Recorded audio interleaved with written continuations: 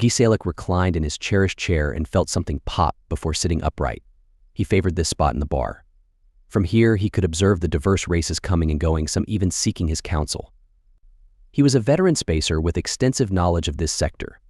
It's said he's visited nearly every system and most inhabited planets in his 170 galactic years.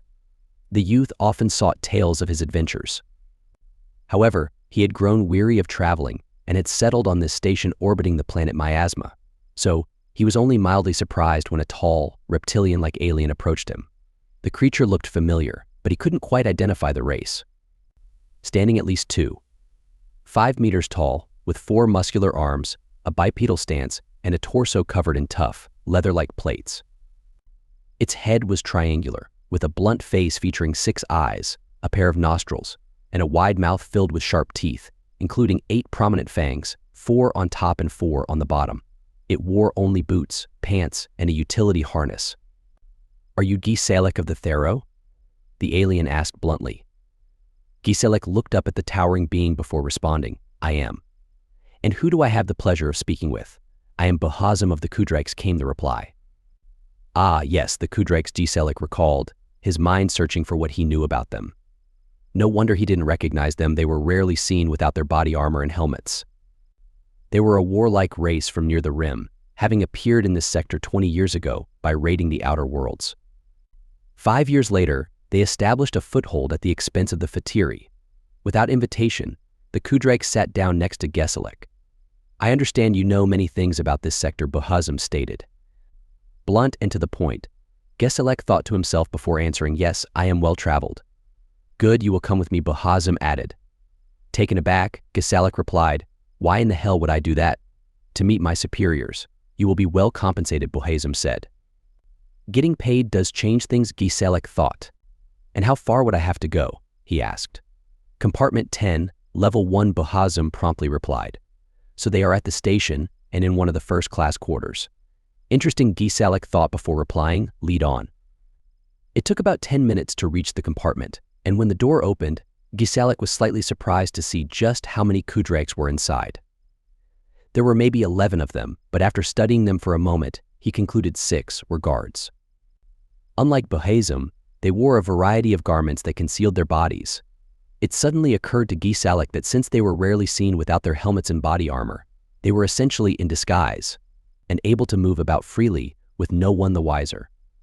He started to wonder just how many Kudrakes were hiding in plain sight across the sector. Bahazim stepped forward and bowed. "This is Giselek of Thero, as ordered, Your Majesty."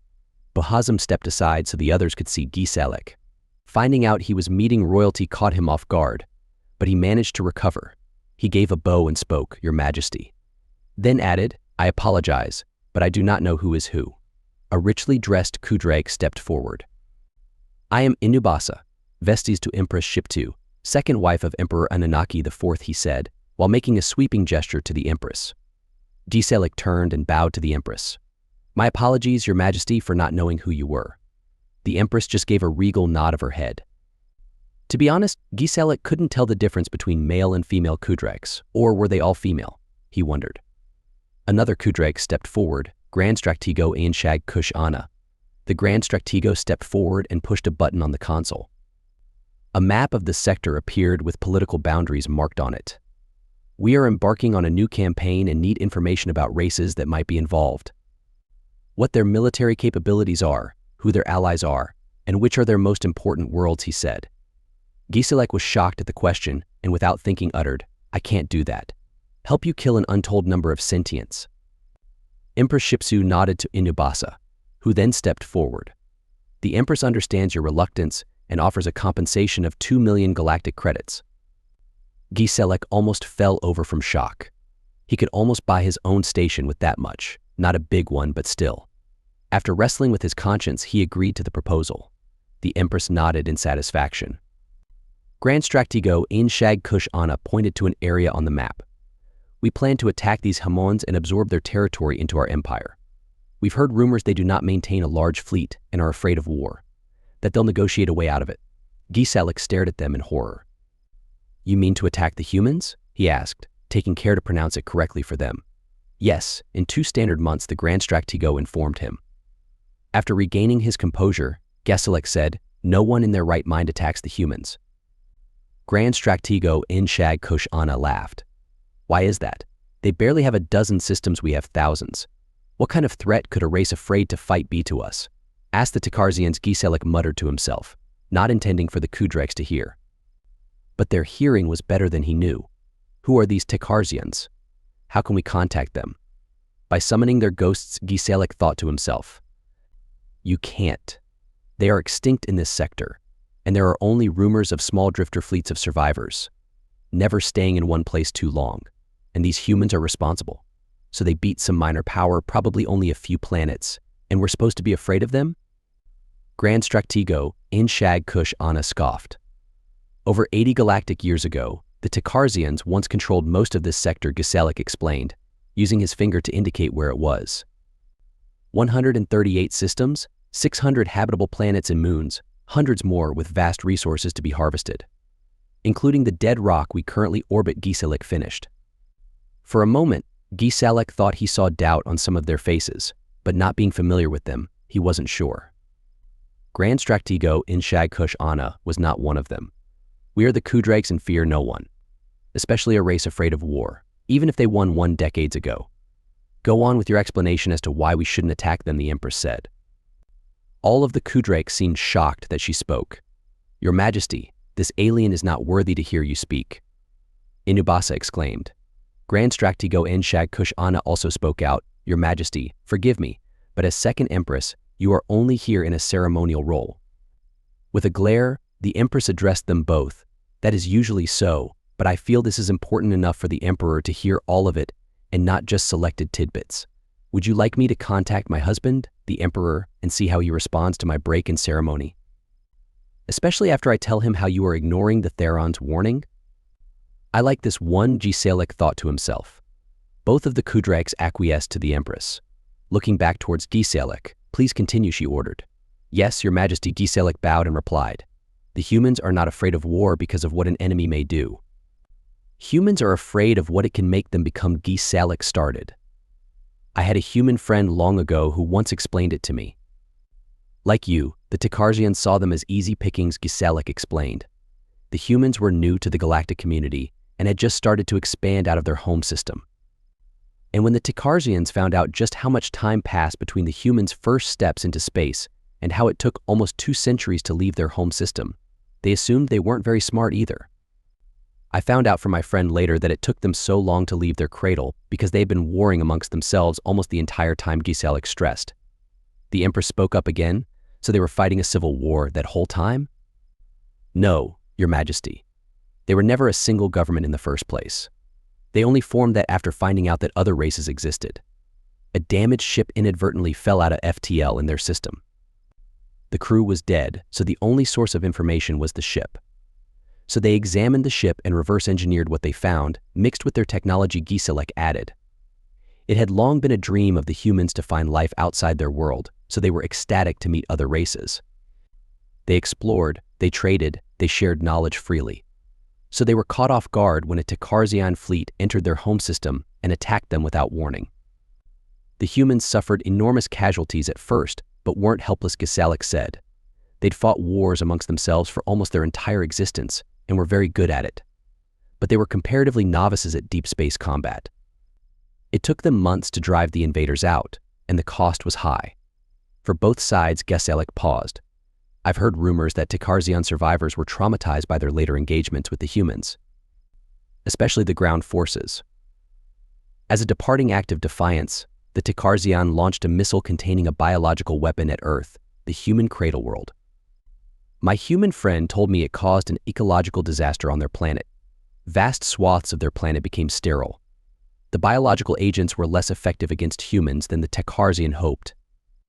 The humans had a long history of dealing with virulent and deadly diseases, which helped to protect them from the biological agents. It just made them sick, but only killed the weakest of them, Geselek explained. Unfortunately for the Takarzian, this included large numbers of their youngest children, Geselek continued. As my friend told it, they could forgive the initial invasion. It wasn't something they hadn't done in their internal conflicts. They might have answered the ecological devastation of their world with a punitive expedition against the Takarzian. something of equivalent damage. But the Tikarzian killed their children by the millions, and that enraged them. Most races only have a couple of words that refer to revenge. The humans have dozens, and none of them are good, Giselek explained. Vendetta, revenge, a reckoning, retribution, reprisals, retaliation, vengeance, eye for an eye, vindictive, and others. But the Tikarzian's actions brought one of the worst types to their borders. The humans call it blood vengeance. What the Tikarzians did could only be answered with their blood and lots of it. My human friend explained that the human race contains a darkness inside their soul that they fight to suppress. When it escapes and takes over an individual, the death and destruction they cause can ruin dozens of lives, Giselek continued. But when that darkness escapes and runs free through their entire race, then it can inflict horrors beyond your imagination. He once showed me their history, and I thought I'd seen enough in my lifetime that nothing would shock me. I was wrong. The things they'd done to each other were the most horrific things I'd ever seen. And that was to each other, so imagine what would happen to an alien race. And this act brought out the very worst in them. It was like they went insane with grief, Giselek said. They combined the things learned from captured Tikarzian technology with their own. These new warships were black as night with wings to make them look like some kind of nightmarish bird. Their body armor was jet black with helmets stylized into monstrous faces, not just things from their nightmares, but from the Tikarzian too. They called this part of psychological warfare. Giselek shuddered at the thought. They attack their opponent's minds, not like a psychic or something, but by bringing your deepest fears to life. This is what traumatized the Tikarzian survivors so badly. They couldn't understand the humans' ways of making wars. They'd stand up and fight when necessary, but the humans preferred to use tricks and deception and mind games. They were like spirits, always striking where the Tikarzian didn't expect them to, destroying something vital or killing some Tikarzian soldiers and vanishing before guards could respond. But things were different now. When their fleets came roaring out of their territories, they did not sneak but bellowed like a charging Ganarak beast. They wanted the Tikarzian to know they were coming, and they left a trail of destruction anywhere they went. Military or civilian, nothing Tikarzian was left. No ships, no bases, no industries, and no Tikarzian. Those that didn't flee were roasted in nuclear fire or died choking on the dust flung into the air as human mass drivers lobbed asteroids at their colonies.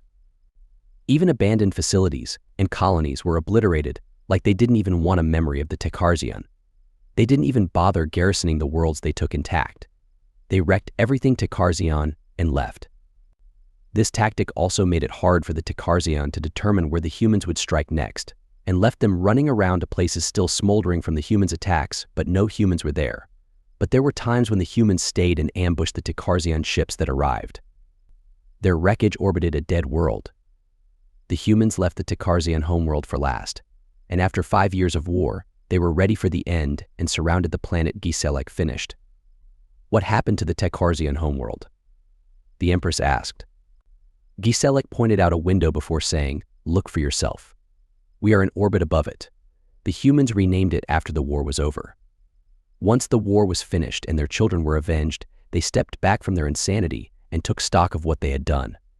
They had a word for it: genocide. It was something from their past that brought great hatred towards the ones who carried it out, and now their entire race was stained with that crime. So they pulled back and abandoned all but the systems they now possess.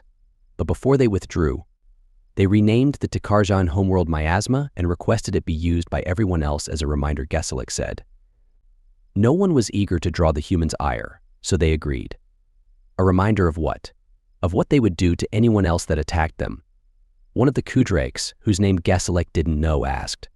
Giselek thought for a moment. Well, yes, but that wasn't why they did it.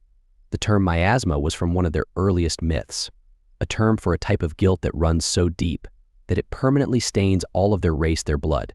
It affects all of them, but even the ones living today. They collectively let that darkness run free, and the results were so horrific that they don't feel it can be forgiven, only atoned for. Every year they mark the fall of the Tikarzian homeworld, not with celebration but with reminders of what they did. Their avoidance of war is not to protect themselves. It's to protect others from them, Giselek finished.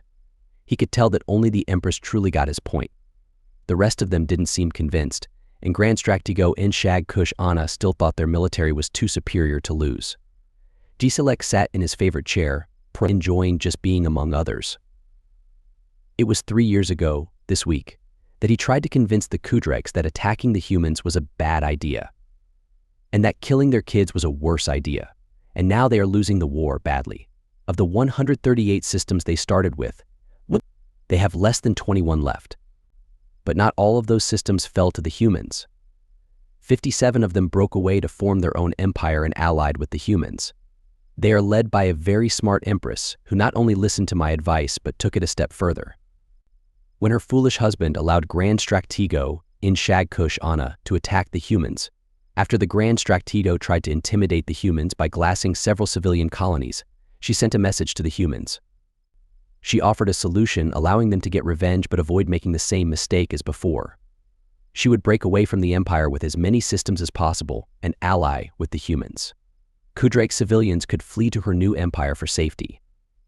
Her forces could even help evacuate those who surrendered, including military personnel.